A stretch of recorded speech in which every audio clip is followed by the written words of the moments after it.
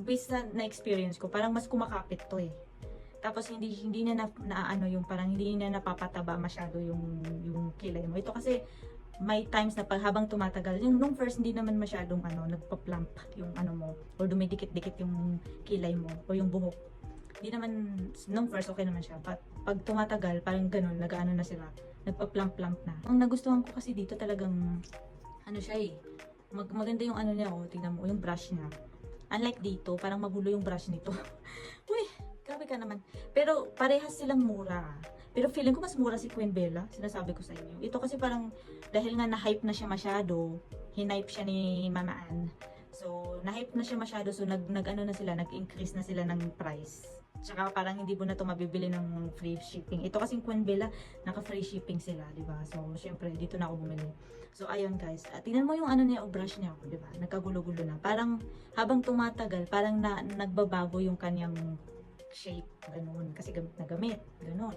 Pero ito guys, itong Queen Bella, in fairness sa kanya, tagal ko na rin itong gamit, pero ganun pa rin yung brush niya. Tapos, sobrang tibay ng brush niya eh. Unlike dito guys, oh. Ditong sa Bay Free, parang oh, hindi mo na makita yung shape niya, oh, di ba? Hindi mo na makita yung brush. Hindi mo na makita kasi nga, ano na siya, nasira na, ganun. So, ito hindi. Wala, matibay yung kanyang brush. And tapos, pag in-apply natin siya sa ating kilay, doon lang talaga siya kumakapit sa hair. Yung ganun rin si Bayfree, guys. Yung Bayfree hindi naman siya kumakapit sa skin. Doon lang din siya kumakapit sa ano, sa hair. Pero nagka-create siya ng plump minsan habang tumatagal, parang nagiging ano siya. May namumuo, ganun. May namumuo. Pero okay pa rin naman siya. Siguro nung second, siya pa rin yung ano ko.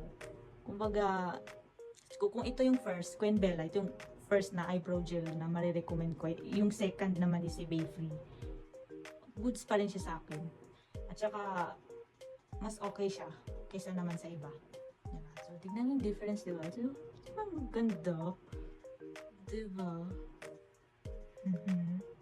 Ito parang napastong niya eh. At saka guys, sinasabi ko sa inyo, long lasting to. Naku, kailangan nyo talaga ng micellar water. Sinasabi ko sa inyo, itong Queen Bella. Kung gusto niyo ng pang matagalan na eyebrow gel, dito kayo. Kasi subok ko na to eh. Kasi as in talagang sobrang long lasting siya. Waterproof talaga, sinasabi ko sa inyo. So kung kayo ay laging naghihilamos ng mukha, perfect sa inyo itong eyebrow gel na to kasi hindi siya natatanggal, hindi siya nagsismudge.